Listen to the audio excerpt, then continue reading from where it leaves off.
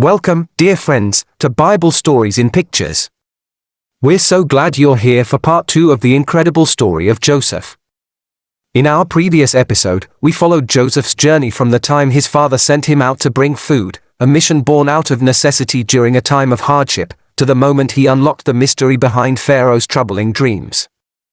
Through faith and wisdom, Joseph not only interpreted the dreams but also set the stage for a transformation that would change his life and the destiny of an entire nation. Today, we continue the adventure from that pivotal moment.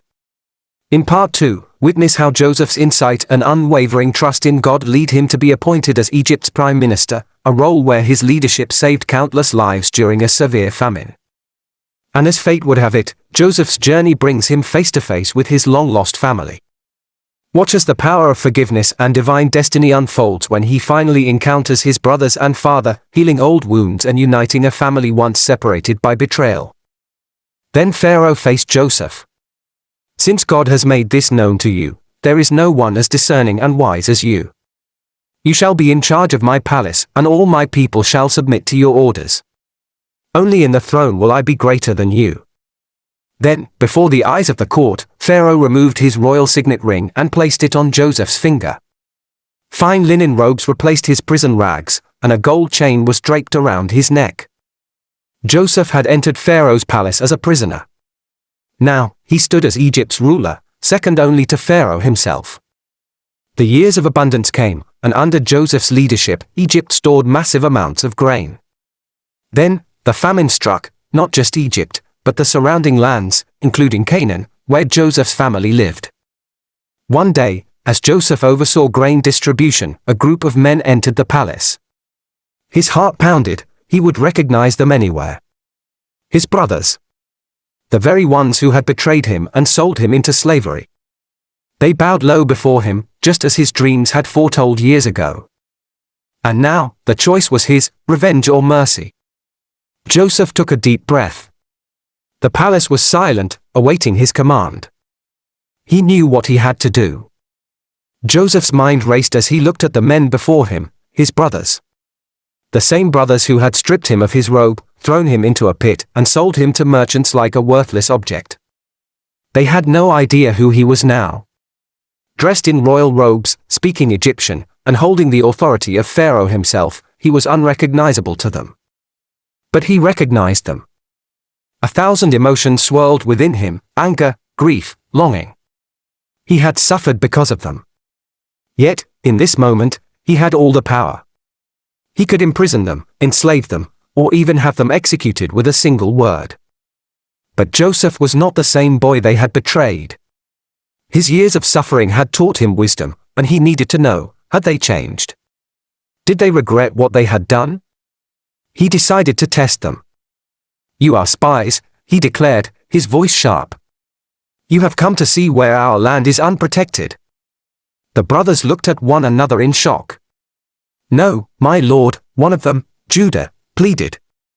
"We are honest men.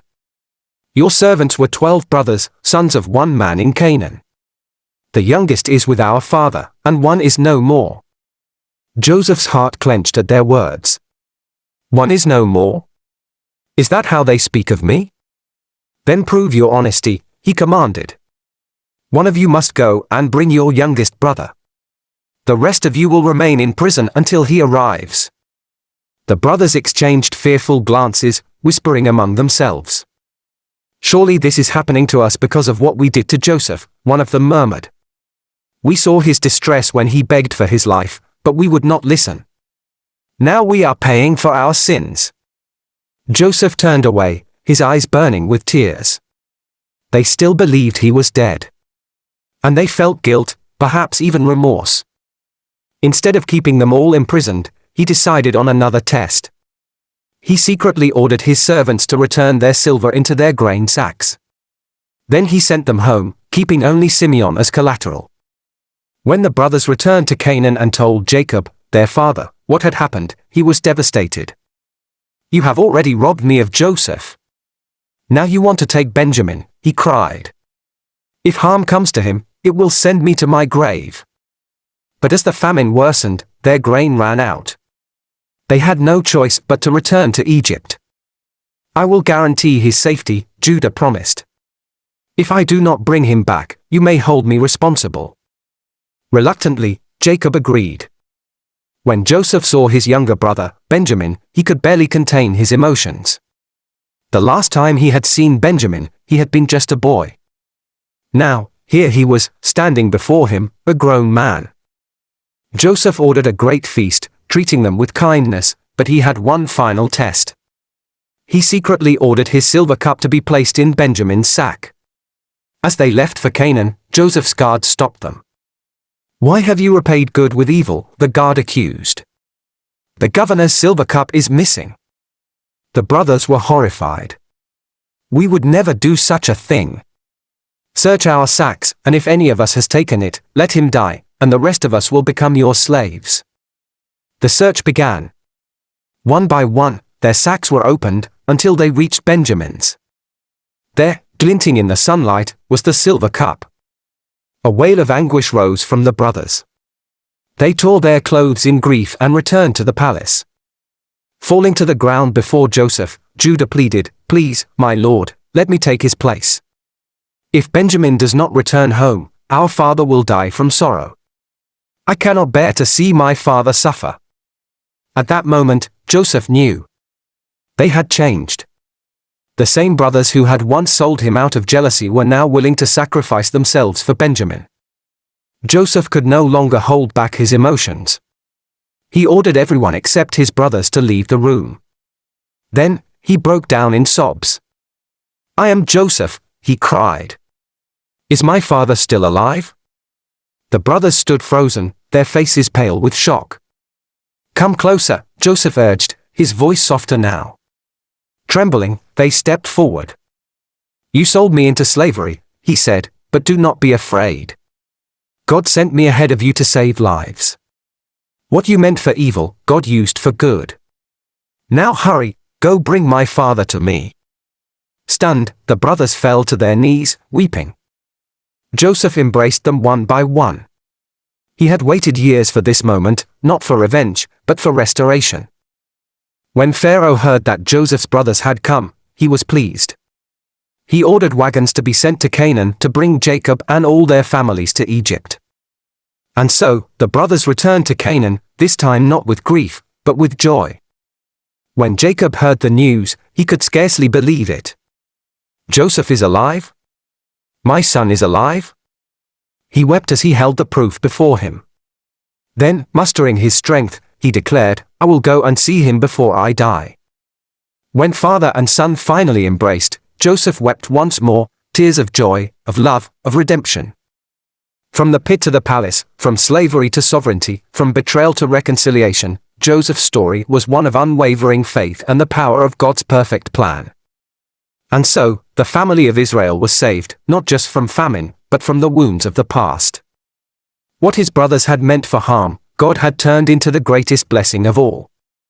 The story of Joseph, found in Genesis 37 to 50, is rich with lessons that apply to our lives today. Here are some of the key lessons we can learn. 1. Trust in God's plan, even when it's hard. Joseph was sold into slavery by his own brothers, falsely accused, and thrown into prison. Yet, through all his suffering, he trusted in God's plan for his life. God was with him through every trial, and in the end, Joseph rose to power in Egypt. Even in the most difficult circumstances, trust that God is in control and has a plan for your life. 2. Forgiveness is powerful. After everything his brothers did to him, Joseph chose to forgive them when they came to him in need. He recognized that it was God's plan that he went through those hardships to save many lives, Genesis 45 verses 5 to 8. Forgiveness can heal deep wounds and set you free, allowing you to fulfill God's purposes. 3. Patience and perseverance lead to promotion. Joseph endured years of hardship and waiting. He was patient, faithful, and persistent, and in the end, his faithfulness was rewarded. God promoted him from a slave to the second in command of Egypt. Patience and perseverance are key in the face of adversity. God rewards those who are faithful in the waiting. 4. God uses difficulties for his greater purpose. Joseph's suffering was not in vain. His time in prison, the betrayal by his brothers, and the hardships he faced were all part of God's larger plan to bring about great good, not only for Joseph but for many others, including his family and Egypt. God can use every trial for a greater purpose, even when we don't understand it. 5. Integrity matters, even when no one is watching. Joseph's commitment to integrity was evident when he refused the advances of Potiphar's wife. Despite the false accusations and the harsh consequences of doing the right thing, Joseph stood firm in his moral values. Always choose integrity, even when there are no immediate rewards or recognition. God honors those who choose to do what's right. 6. Dreams have a purpose. Joseph's dreams weren't just random. They were prophetic visions of his future and the role he would play in God's plan. While his brothers mocked him, the dreams come true, and he became a source of salvation for them. God gives us dreams and visions with a purpose, and even when it seems impossible, he will bring them to fulfillment in his perfect timing. 7. God's timing is perfect. Joseph's journey wasn't immediate. He had to wait years for God's promise to come to pass. Yet in the end, everything happened in God's perfect timing. Joseph was exactly where he needed to be when Egypt needed him most. God's timing is always perfect, even if it doesn't align with our own expectations or desires. 8. Be humble in success. When Joseph became second in command, he did not become arrogant or prideful. He remained humble and remembered that his position was a result of God's favor. Humility in success is key. Acknowledge that your blessings come from God and use them to serve others. These lessons from Joseph's life inspire us to remain faithful, patient, and trusting in God, regardless of the challenges we face. What an incredible journey! From a young boy with big dreams to a prisoner, and finally, the ruler of Egypt, Joseph's life teaches us that God's plans are always greater than our own. Despite facing betrayal, hardship, and injustice, Joseph remained faithful, and in the end, he saw how everything, yes, even the painful moments, worked together for good. His story reminds us that no matter what trials we face, God is always in control, turning what others meant for evil into something good. Did you enjoy today's story? If you did, don't forget to give this video a thumbs up, leave a comment and share it with your family and friends. And if you haven't already, hit that subscribe button and turn on the notification bell so you never miss a new episode of Bible Stories in Pictures. We have more inspiring and faith-filled stories coming your way. So, until next time, remember, God's plans are always bigger than our fears. See you in the next video. Bye.